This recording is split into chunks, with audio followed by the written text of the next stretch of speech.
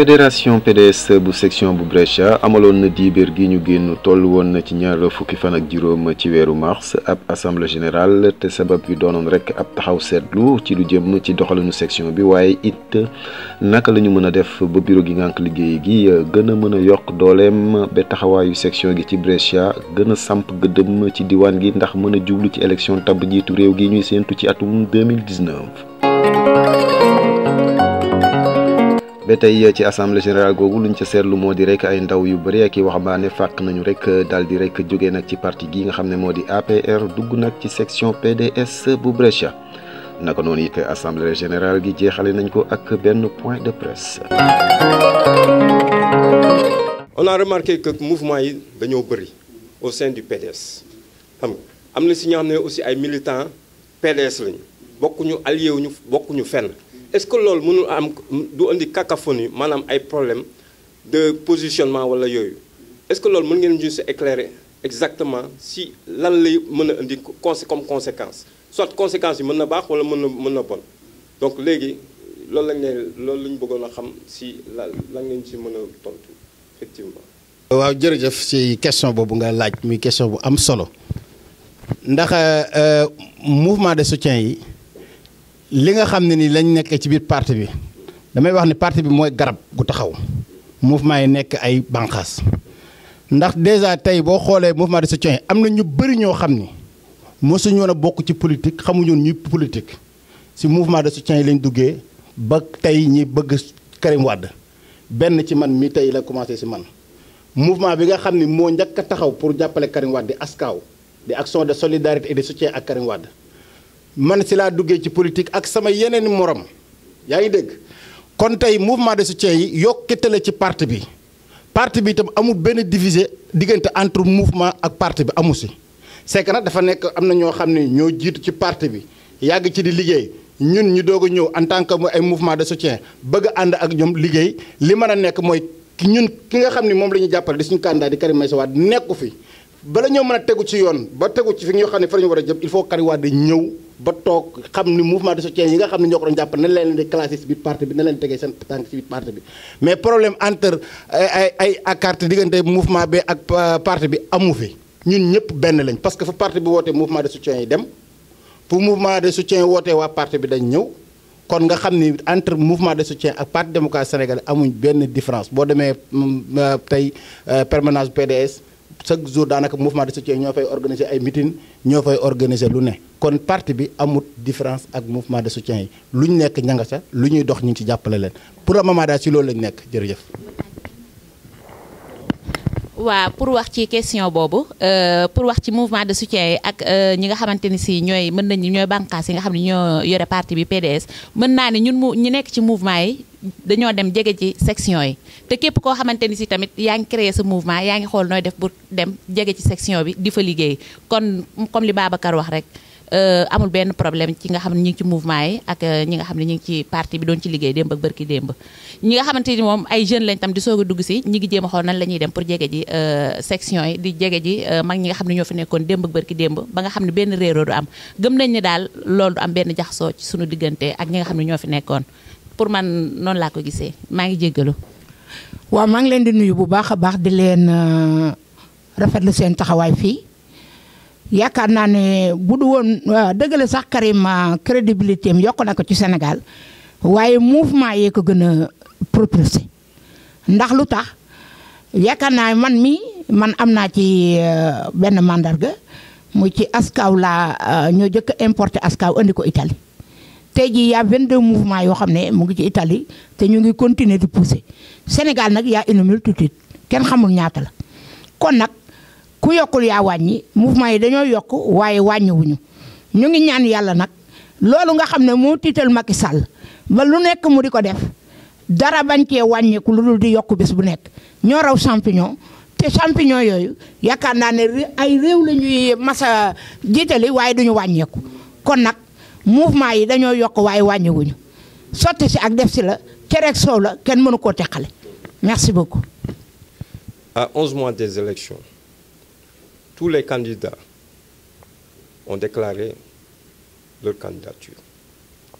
Ku si nekk wax nga ne kii mooy sama parti bu nekk wax nga ne kii mooy sama candidat seul le PDS moo fi joxe candidat mi Karim Meïssa Wade te ba léegi nit ñi xamuñu Karim Wade si lan la nekk te kenn waa PDS seen bopp nanguwuñu leeral nit ñi léegi nag yéen ñi nga xam ne yéen a fi toogal Ablaye Wade bu fekkante ne ne yéen am ngeen loolu leen ci xam ngeen jottali ñu ko si que vous soyez généreux à nous donner l'information la plus juste léegi nag loolu la ñu bëggoon taxaw parce que élection yi ngi ñëw te à chaque fois ku si wax da nga naan candidature Ablaye wala bu fekkante ne moom présenté wu si bu fekkante ne au cas il va pas se présenter qui va se présenter à sa place parce que ñun aussi des Sénégalais lañ am nañu droit à l'information xam nga le citoyen lambda il a droit à l'information même le politicien l'opposant ki nga xam ne le parti au pouvoir bu fekkee ne ñooñu ñëpp ku si nekk am nga droit à une information juste et réelle sur la candidature sérieuse de Karim Meïssa Wade léegi éclaircir leen ñu un peu sur loolu. je pense que bu ngeen demee ba naan Karim Wade mooy candidat wala du candidat donc xam ngeen kan mooy candidat au parti démocratique sénégalais. le parti démocratique sénégalais ci congrès bi mu defoon si la investiroon son candidat ñëpp dégg na Karim Wade mooy candidat au parti démocratique sénégalais. et jusqu'à preuve du contraire jusqu'à maintenant nous maintenons la candidature de Karim Wade. léegi nag yàkkamti bi ngeen yàkkamti la ñu xamul ci fu mu tegu ndax dépôt candidature yi commencé gul ñu ngi ci processus électoral bi donc li ñu leen di ñaan mën ngeen dal bu fekkee loolu moo jaaxal Macky Sall pour mu mën a dem defi ay bagaasam jëmale ko ci Karim Wade na xaar ñun en tant que parti démocratique sénégalais sunu candidat mooy Karim Wade wax nañ leen ko amuñ plan B amuñ plan C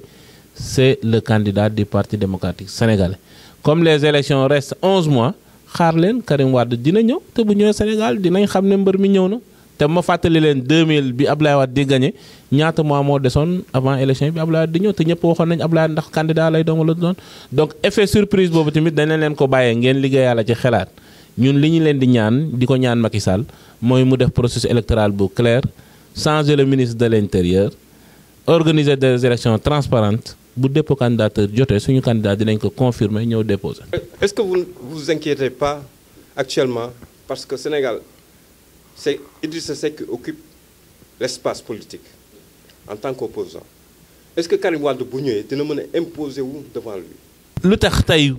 question yëpp ñu koy posé jëmale ko ci parti démocratique sénégalais mooy yaakaar nañu ne la candidature de Karim Wade mën na changer donne bi donc jamono bi Idrissa Seck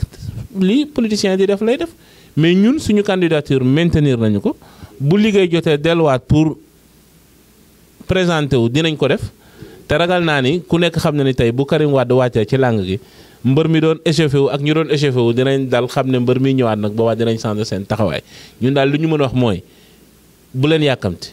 les élections de 2019 parti démocratique Sénégal demu ci pour ñàkk ko mais la ñu wax ñun avant ñuy wax candidature wala avant ñuy wax campagne électorale mooy processus électoral bi ñu teg ko ci yoon c'est ce qui nous intéresse pour l'instant ci loolu la ñuy liggéey bu ñu paree ci loolu chaque chose à son temps bu ñu yegsee ci dépôt candidature di ngeen ko xam bu ñu yegsee ci campagne di ngeen ko xam mais jamono bi ñun li ñu wax mooy en tant que parti parce que parti du kenn rek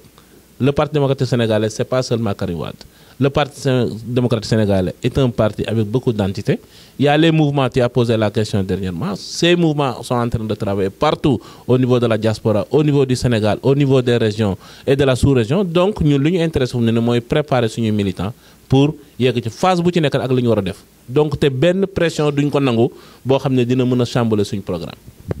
En fait, si effectivement PDS day dem élection, est-ce que dafa compter aller seul ou bien dafay compter aller avec des alliances par exemple les autres partis Rewmi et cetera xam nga ñi nga xam ne ñoo fa nekk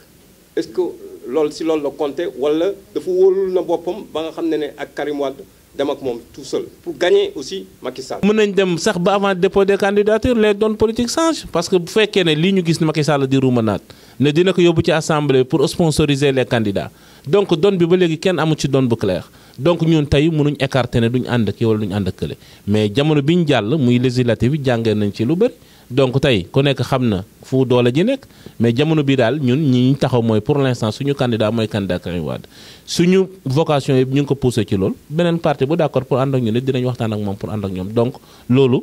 du Brescia moo koy décider mais c'est le parti au niveau national qui est en train de travailler te ñun discipline du parti la ñu am si le parti décide on va se conformer à la décision de notre parti. ma ne le parti au pouvoir sax moom si coalition la nekk donc ñun parti démocratique sénégalais ban tiit ak ban ragal la nit ñi am ba tout le temps dañuy poser ñun la ñuy poser toujours la question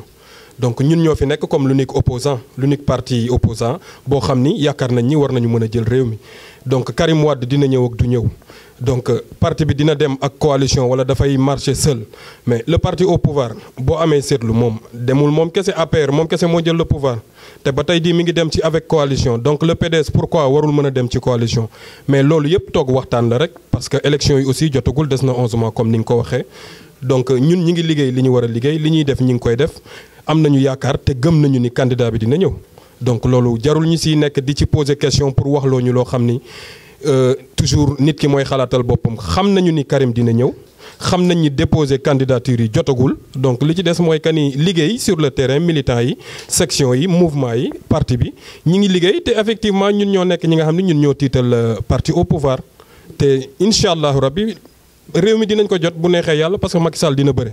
te bu bëree arbitre dina am te dinañ ko daan loolu rek moo fi nekk loolu mooy combat bi. li ngeen di wax dina jaaxal nit ñi parce que on a noté que au sein du PDS il y a des démissions en cascade PDS actuellement doole bu mu amoon wàññeeku na bu baax parce que ñi fa amoon doole ñëpp ñu si bëri dem nañ seen yoon mais léegi concrètement PDS si lan la compté pour war a mën a gagner élection yi surtout que yeneen parti yaa ngi fi kii yaa ngi fi doole mu ngi et puis APR mu ngi gën di am doole parce que selon les derniers sondages Macky Sall moo koy remporté au premier tour. lay laaj lu ngeen di noter doole parti parce que bu fekkee doole parti ci benn nit ngeen koy teg wala benn nit bu dem boobaa ça pose problème peut-être vous ne connaissez pas l'histoire du parti démocratique sénégalais peut-être ñi xam histoire du parti bi demoon nañu fi ba groupe parlementaire bi tasoon ko ñu wàññi ko boobu c'était au temps de Fara Ndiaye ak ñooñu ku nekk ku xam histoire ñu ne parti démocratique sénégalais dee na dootul dellu si fu ñu mujjee jël nguur gi. dama la xam ne en politique amul benn donnée boo xam ne donnée bu certe la te démission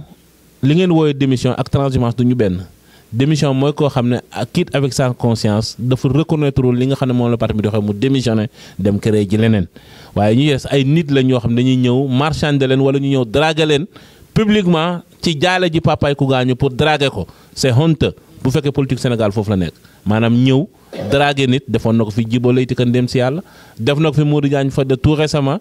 def na ko fi Souleymane Ndéné Ndiaye def na ko fi ñoom moom chaque jour jaale ji daal lay xaar pour mën a draguer nit ki mais nit kooku di dem nag génnoon nañ ñoom natt seen bopp ci législative bi amuñ sax 1% li leen indi parlement bi ñëpp gis nañ ko te ñun dañoo gis ne ci biir Sénégal dañ fa am ay racines yu dëgër te incha allah di nga gis ne tey lii Macky Sall di liggéey Sénégal jaay doole bii muy jaay lii nga xam ne ni moom lay liggéey nit ñi gis ko muy taf yëngal bi xam na ni ça ne marche pas donc tiitaangeem gi ko indi nag mu tax tey bu fekkoon ne ragalul dara du dem di menacer nit ñi di jàpp nit ñi di tëj di tànn kan la war a bëreel ak ku mu warta bëreel moom bu fekkee wóolu na dooleem kay ñeme na moom kay na def na Abdou Diouf defoon rek ne leen jàkka yaa ngi noonu comme neex nodd ah na ñëpp nodd bu élection jotee mu nangu ñu def élection yi transparente muy làmb ju leer ñu tëgg ko biir amitié nga xam ne du ca tuur laalo parce que li muy def ni mooy tuur laalo pour nit ñi glisser na bàyyi tuur laalo bi nangu nag taxaw bëre bu fekkee moom li mu liggéey leer na boobaa dinañ xam ko am doole ak ko amul doole ñun daal xam naa ni ci jamono bi ñu toll moom ñun wóolu nañ suñu bopp te incha allah 2019 soreetul. waaw asalaamaaleykum wa rahmatullahi taala wa barakaatu mbokk yi ñu ngi leen di nuyu yéen ñëpp kenn ku nekk sa tur ak sa sant man la Mor Diakhoumpa président section PDS bu Brescia ànd ak ñi nga xamee ni ñooy bureau bi toog fii li ñuy njëkk a def nag mooy sant yàlla bu baax sant yàlla ci woote bi nga xamee ni tey woote nañ ko ak xat-xat yi Brescia tey ku ko xam xat-xati jamono yi nit ñi wuy siñu yaakaar naa ni wuy si bu am solo la nu wuy si li ñu ciy jàngat nag moo di parti démocratique sénégalais fa mu nekkoon ba léegi ma nga fa tey gis nañu ay kanam yoo xamee ni yaakaaroon nañu ni cax nekkuñu Brescia mu doon kanam yoo xamee ni yu bees la ci ñun même bu nekkul yu bees ci ñun ci gis waaye xamuñu woon ni cax ni ñun lañ àndal politiquement kon wax dëgg yàlla loolu ñu ngi ciy sant bu baax yaakaar naa ñu liggéey fi liggéey boo xam ne le secrétaire général wala boog Aaron chargé de l'information dina ci ñëw mais ñun liñ ci takk rek mooy lu bees li nga xam ne tey am na ci ensemble bi parce que tey boo xoolee ci sama càmmoñ doon Ziggy ñu Soukayna Diop ñu gën koo xam ci Ziggy mu doon kilifa fii ci Brescia tey ànd ak ñun liggéey bi waaye mu am leneen loo xam ne daf ci feeñ muy responsable des jeunes bu APR nekk fii ci section bi doon vice président tey jóge na foofu ñëw na fi nga xam ni mooy PDS léegi laa ko présenté ki nga xam ni mooy secrétaire général bi mu waxtaan ak moom mu ñu gën koo xam ci libaas kon yu mel noonu tey kenn rek ci ñooñu rek jaroon na woote ak jeunes yi nga xamee ni tey gis ngeen ni nu ñëwee ak mbooloo mi nga xam ne gis nañu mu ñëwee kon li ñuy wax rek mooy ñu ngi sant yàlla bu baax jombul nag ni liggéey bi ni ñu ko tënkee kenn ku ci nekk am nga ci responsabilité boo xamee ni tiré nañ ci ay leçons yoo xamee ni yaakaar naa ni bu ñu fi jógee à partir de demain incha allahu rabbi dinañ woote ci beneen fànn waxtaan wax ni kat responsabilité yi fi mu nekk nii ku ko gàddu ku ne wax dëgg yàlla nag na nga ko doxal wala nga xool ku la jàppale ci nga doxal ko ci incha allahu rabbi dinañ ci gën a waxtaan damay jox kàddu gi le secrétaire général mu boole moom tamit li nga xamee ni wax nañ ko ak li nga xam ne liggéey nañ ko ci dëgtal ko mbooloo mi asalaamaaleykum wa rahmatullahi taala wa barakaatu jërë ngeen jëf. waaw comme ni ko président waxee liñ ciy yokk du bëri mooy tey journée bu am solo la fii ci Brescia muy section parti démocratique sénégalais def analyse ci li mu jóge woon muy référendum bi ak élection législative yi ak nan la war a mën a positionné waat vers 2019 loolu ñu gis nag ne 2019 du doon luy yomb te comme que fii PDS dafa am tradition parti bi jógaat pour liggéey tey ñu gis ces jeunes ces femmes ñëpp ñi nga xam ne daanañ jàpp ci parti bi ñu ñëw toog waxtaan te li ñu gis ci assemblée bi dal na suñu xel mooy réorganiser waat le parti taxawaat defaru pour jëm 2019 te loolu mbooloo rek moo ko mën a maye te tey gis na ñëpp ku nekk ñëw posé waat volontairement mu mel ni parti démocratique sénégalais avant 2000 ni mu taxawee woon donc loolu ñun dañ ci gën a sant yàlla bu baax. beneen ba mooy message bi ñi lancé ñi nga xam ne ñoo yor li jëm ci wàllu élection muy consul général mu xam ne lii mu nar ñun duñ ci d'accord ak moom duñ ko ci fekk si. mooy ne carte yi dinañ ko distribuer duñ nangu benn yoon ñu jël carte yi tenir ko foofu au niveau du consulat di ko jox ñu leen neex wala ñu koy yóbbu ay commission guddi di ko jox ñu ko neex mais nañ fexe ba citoyen yëpp mën a jot seen carte sens égal ñu mën a départ pour mën a compétir normalement donc li ñu gën a intéressé mooy nu ñuy liggéeyee ci processus électoral bi fii ak 11 mois des élections te loolu parti bi jël na ci matuwaay yu mat sëkk te du ci dellu ginnaaw fii ci Brescia moom ku nekk xam na ni bu parti bi waxee dara obligé lay doon pour ñun ñëpp ñu taxaw ci ñi fi ñëwaat tey muy ay frères ak ay sœurs yoo xam ne gëj nañ leen gis ñu dellu si waat loolu daf ñu gën a yokk courage donc maa ngi remercier bureau bi yëpp ci secrétaire à l'organisation secrétaire des femmes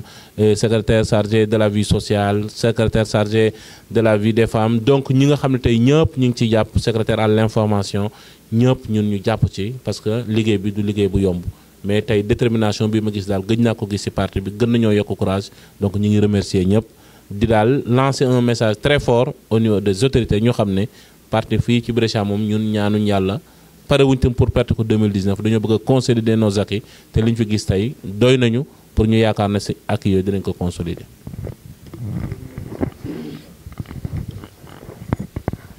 waaw di santaat yàlla julli ci yonent bi rek te xam ne woote ñu wuyu la yombul te tey jii nag ak lu ñu mën a wax rek li fi nekk ci salle bi tey dal na xel gën a yokkaat rek moo fi nekk ndax politique toujours yaa ngi additionné di yokk say jéego ñu ngi oo nag comme niñ ko defee ci salle bi rek woo nañ Brescia gépp incha allah rabbi te xam nañ ne ñi ñu dem ay personnes ressources lañu danañu uyse te dinañ fi liggéey boo xam ne biir nañu ne Karim Meïssa Wade dina nekk président de la République du Sénégal ndax nag moom rek a mën a jëlewaat Sénégal ci guute bii mu nekk ñam nañ ko bàyyi nañ ko loolu moom mënul nekk loolu tax Sénégal gépp jëf taxaw ne bu dul Karim du kii kon nag le travail ne fait que commencer merci beaucoup. waaw jërëjëf li nga xam ne moom laa ci sànni rek mooy section PDS Brescia dafa nekk section boo xam ne dafa am solo trop ci parti démocratique Sénégal bu Italie ba tax na ñi nga xam ne ñooy seq parti bi sax xam nañ ko parce que barki démb rek maa ngi am benn invité ci benn émission mu naan ma yéen waa Brescia wax dëgg yàlla jàmbaar ngeen kon nag ñun suñu taxawaay ci parti bi chaque jour dañ koy gën a yokk tey wane na ko bi ñu wootee tey ñëpp a génn seen i kër ñëw ak dëkk bi lu mu xat-xat-xat ak jafe-jafe yi lu mu bëri mais ñëpp bàyyi nañ seen i te yëpp ñëw jàpp ci bis bi. lii nag day war ni sumb la rek dara ñëwagul incha allah rabbi daañ fexe ba ñëpp ñi defaat beneen assemblée boo xam ne ñëpp daañ ñëw ñu bokk li nga xam ne mooy réorganisation bi ñu bëggoon def ci parti lépp ñu taxawal ko képp koo xam ne rek comme ni ko LG waxee gis nga sa bopp ne war nga mën a jël ay responsabilité ci biir parti bi ñu jox la ko loolu dañuy fas yéene incha allah ñi ngi sant ñëpp nag di gërëm ñëpp nag ñi ñëw ñëpp ñu ngi leen sant muy góor ak jigéen mag ndaw ñëpp ñu ngi leen di sant leen gërëm jërëjëf. waa di rafetlu rek tey assemblée bi ni mu demee ñi ngi koy rafetlu bu baax ndax ñi nga xamante ni ñoo fi nekkoon démb ak ñi fi nekkoon bërki démb ñëpp ñëw nañ tax waxtaan xelu nit ñi dal na te lii mbooloo mi wax rek ñun tam ci lañ ànd te moom lañ tënku mooy li ñëpp wax rek mooy dëgg te ñoom xalaat yaakaar nañ ni buñ ko defaatee bu ñu woote waatee fekk nit ñi gën a pare ñu kenn ku nekk rôle bi nga xamante ni si yaakaar nga boo jëlee responsabilité yi di nga ko assurer kenn ku nekk taxawee nga noonu ñuy rafetlu teewaayu ñëpp di wax tam si carte d'identité yi di ñaax ki nga xam ne moo fi nekk muy madame Rokhaya Ba Touré madame le consul ñu lay lancé appel di la wax ne xale yi ñu ngi fi am nañ di seen ay 18 ans ak lu ko romb ñi ngi lay wax nag commission bi soxla nañ ko fii à Brescia ndax xale itam dañu war a inscrire ci liste électorale yi 2019 incha allah dañoo am droit pour voter ñi ngi la ci lancé appel bu baax di la wax ni nag say nawle ñoo fi nekk te fi nga nekk ñoo la fa teg ñi ngi lay wax li nga xamante ne si moo tax ñu teg la fa askan bi ñi ngi la ciy woo bu baax a baax di la wax nag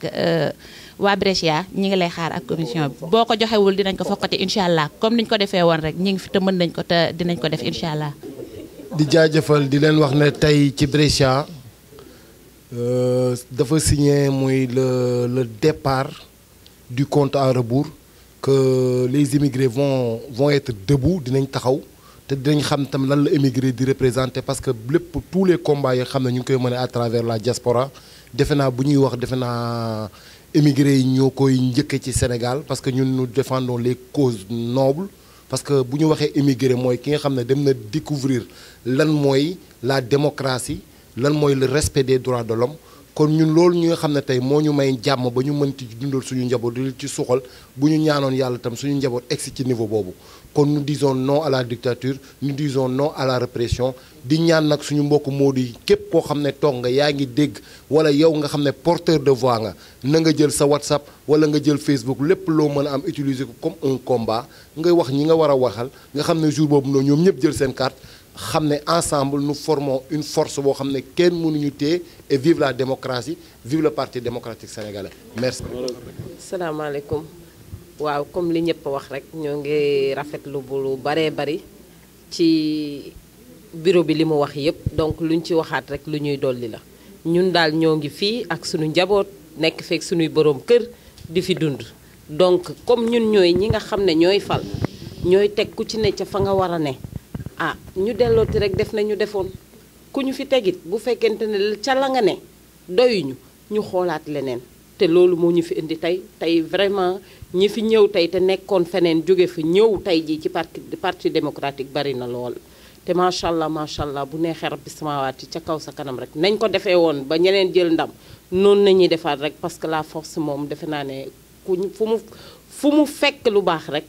ñoom ñooy am ndam te incha allahu rabbi ndam li moom leer na ba pare macha allah maa ngi nuyu ñëpp. waaw assemblée générale d'information bi parti démocratique sénégalais section bu Brescia woote woon tey donc militants yu bëri ñëw teewee ko ñu bëggoon leen ñu doon waxtaan ak ñoom ci li nga xam ni li ñu fi jotoon liggéey du référendum aux législatives ak préparation bi nga xam ni ñu ngi jëm ci élection présidentielle yi donc loolu moo ñu fi dajale woon tey ci assemblée générale d'information bi donc section bi woote nit ñi wuy ci leen wuyu bu macha allah bu doy waar macha allah nit ñëpp ñëw teew mag ak ndaw góor ak jigéen waddis yi karimis yi mouvement yi ñëpp ñëw teew donc ñu waxtaan rek tënk fi li nga xam ni mooy waxtaan yu am solo yi nga xam ni moom lañu fi tëgg ngir jëmale ci 2019 donc yàlla suñu borom def na ñu commencé ko ci bismillahi rahmaani rahim ñu ngi ko tëjee nañ ko ci alhamdulilahi rabbil alamin am satisfaction bu jéggi dayoo donc ñuy joxewaat daje beneen yoon si beneen assemblée générale bu ñuy woote waat ngir gën a mën a dëgëral suñu taxawaay li ñuy tëjee ci waxtaan bi rek ci conférence de presse bi mooy que ni carte d'identité yi nga xam ni mi ngi ci au niveau du consul te consul bi ne moom du génn si biir consul bi ku bëgg a retirer na nga ñëw foofu ku bëgg a bindu na nga ñëw foofu donc ñu ngi koy lancer un appel di ko wax ni niñ ko waxee woon démb noonu lañ ko koy waxee tey donc avec diplomatie nag donc carte yi na génn wax ak association yi wax ak yeneen secteurs yi pour commission bi mën a dem foofu ñu mën a organiser wu ñu mën ko libérer seen ay nit parce que aussi nit ñi mënuñu l'État du Sénégal mënul joxe 50 milliards donc nit ñi war a jël seen carte mu ne moom du génn foofu lay tëju di xaar nit ñi Italie dafa yaatu l'Italie est vaste donc na génn moom lañ koy ñaan mu wax ak association yi nit ñi mën a organiser wu pour mën a jël seen carte d'identité ak carte électeur su ko defee ñu waajal 2019 ñu mën a dem voter ji ci démocratie ak diplomatie su ko defee yàlla suñu borom dogal ñu jël réew mi ñun waa PDS ñu jël réew mi ànd ak suñu candidat Karim Wade su ko defee réew mi mën a dellu si waat si jàmm ak fitna mën a jóge ci biir réew mi incha allahu rabbi donc parti démocratique sénégalais section bu Brescia moo doon def conférence de presse bi tey nag loolu lañ fi andi woon comme tënk ñu leen di jaajëfal bu baax.